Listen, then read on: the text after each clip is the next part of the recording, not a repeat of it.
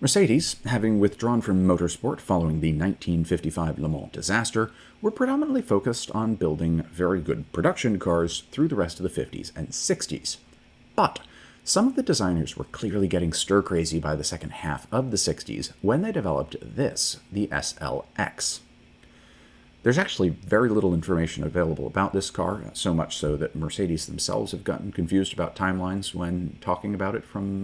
time to time, but it was intended as a continuation and modernization of the 300SL road car and the stillborn 300SLR to stand as an upmarket companion to the newly debuted and more pedestrian W113 quote-unquote Pagoda SL. Initial designs morphed into a mid-engined halo car that progressed from sketches to a full-scale wooden mock-up and the start of wind tunnel testing before the project was cancelled. But the seed of an idea had been sown, and by 1969 a new mid-engined experimental automobile had been built by the Mercedes boffins as a testbed for future road car technologies, now dubbed the C111. The original C111 debuted at the 1969 Frankfurt Motor Show, sporting gull-wing doors reminiscent of the 300SL, but thoroughly reworked with modern fiberglass-reinforced plastic bodywork over a steel chassis. The truly revolutionary aspect, or innovative aspect, however, was its power plant, a mid-mounted three-rotor Wankel engine producing approximately 280 horsepower. Mercedes had been experimenting with Wankel technology since acquiring a license from NSU in 1961, though with characteristic thoroughness, they sought to address the rotary's inherent weaknesses in sealing and fuel economy before committing to any production applications.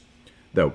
had they ever gotten around to it, hint they didn't, this would have come in a much more sensibly shaped package, as Mercedes debuted the C11 with the adamant statement that it was never going to be for sale. By 1970, Mercedes had developed the C111-2, or -II for those of us who have trouble understanding Roman numerals, which featured a more powerful four-rotor Wankel, displacing 2.4 liters equivalents, which technically was 600 cc per rotor chamber, and generating about 350 horsepower, which was pretty good for the era. The engine could propel the C111-2 to 100 kph or 62 miles an hour in about 4.8 seconds and onto a projected top speed of 186 miles an hour or 300 kph. These are figures that, with a little bit more competitive tuning, would have been not uncompetitive with purpose-built race cars of the period, although still a little on the slow side. The body was also redefined with improved aerodynamics that reduced the car's drag coefficient to 0.325, comparable to the Porsche 908 Longtail, and notably superior to the then dominating 917K. What makes the C111-2 particularly interesting as a potential Le Mans contender was, well, A, the brand and a prospective return to Le Mans about a decade and a half before they actually did return with Sauber, and the mid-engined layout with its four-rotor Wankel nestled behind the cabin, which followed in the vein of the Porsches, Fords, and Ferraris that had dominated the latter half of the last decade of the World Sports Car Championship. Again, we had double wishbone suspension up front with semi-trailing arms at the rear, which were about de rigueur for the time. We had four-wheel disc brakes to provide stopping power because,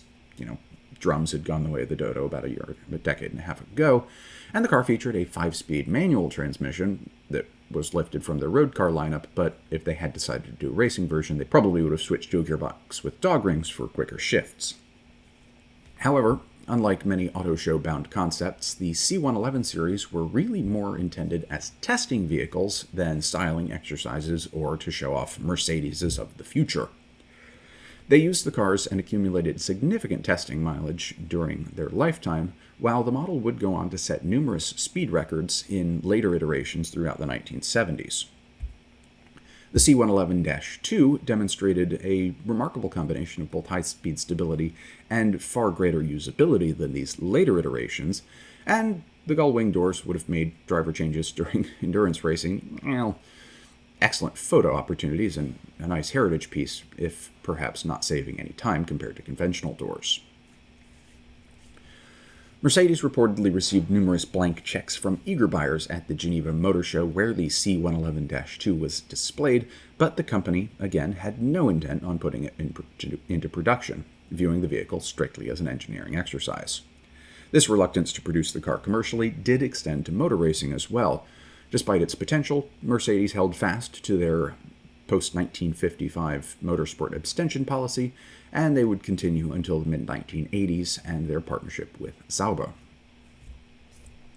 Had, however, in an alternate history, Mercedes decided to develop the C111 for Le Mans, they would still have faced significant challenges with the Wankel engine's fuel consumption, a problem which would later plague many of Mazda's attempts as well. The rotary engine's thirst would have necessitated either a larger fuel tank or more frequent pit stops compared to competitors, and they would have had to up the power beyond 350 bhp. It's fine for a road car, but you had the Porsche 917 producing, 500 plus, and that, just continued to increase over the progression of the 70s, so maybe they wouldn't have ended up with a Wankel engine, but it still would have been fantastic to see Mercedes and Porsche going at it hammer and tongs down Circuit de la Sarthe. Either way, while the car's racing prospects were stillborn because of the Mercedes stone wall, the C111 would have been, I think, well suited for a Group 6 entry. Probably it would have needed a power plant change. I'm kind of reneging on my initial thoughts on that after thinking more about it overnight between writing this script and recording it, but had they put a more suitable engine in it, they probably would have had a Porsche 917 Challenger had they, committed to a full factory racing program. Instead, the C111 continued as a purely experimental platform, eventually abandoning the rotary engine in favor of initially a diesel and later turbocharged conventional engines for record-setting attempts with ever more streamlined bodies that started to hew more closely to the older Rekordwagens from the pre-war period.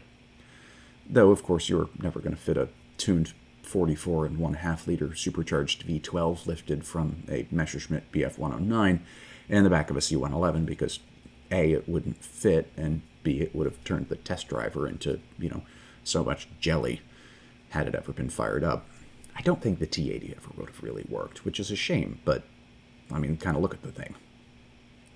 Anyway, let's head back to this century to finish up with what is decidedly the most race-prepared of our cars tonight, and another rotary-powered car to boot, the Mazda Furai.